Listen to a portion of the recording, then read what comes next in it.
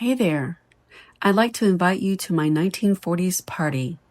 On the table, I've got some no-bake chocolate cookies and macaroons made from authentic World War II era recipes, some dainty finger sandwiches, and of course, no party would be complete without spirits.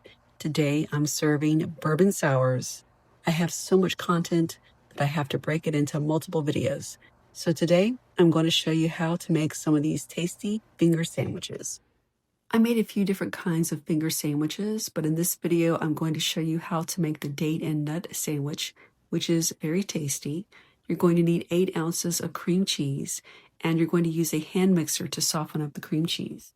Remember that this makes a small batch. Now I'm adding 1/2 cup of chopped pecans to the cream cheese and about 1/4 teaspoon of cinnamon. That's a good place to start. Of course, you can always add more if you feel like you need to. You need a 1/2 cup of finely chopped dates. And of course, you're going to stir everything up and combine everything thoroughly. If you like, you can make this spread a day in advance and refrigerate it overnight, as long as you store it in an airtight container. The only problem with this particular spread, and it's not really a problem, is that it does get a little bit hard in the refrigerator, so you might want to leave it out for a few minutes before you start making your sandwiches. And here I am trying to spread it around on the bread. It's a little bit challenging, but it's still doable. It's much softer when you first make it, but like I said, when you leave it refrigerated for a while, like overnight, it's going to become a little bit harder to spread on the bread. So leave it out for a little while before you start working on it. Once you have covered one slice with the spread, then you're going to put the other slice on top, of course, to make a sandwich.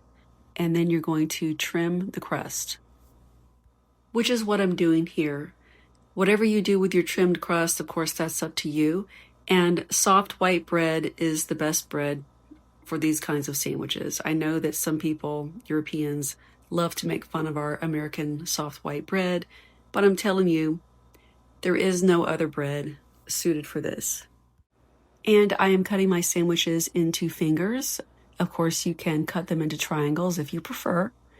It all looks good. It all works. And here are my pretty finger sandwiches. These are just a few examples of the types of foods that would have been served at parties, afternoon teas, and luncheons. Of course, not all these events would have served alcohol, but some did. I love that these are authentic World War II era recipes.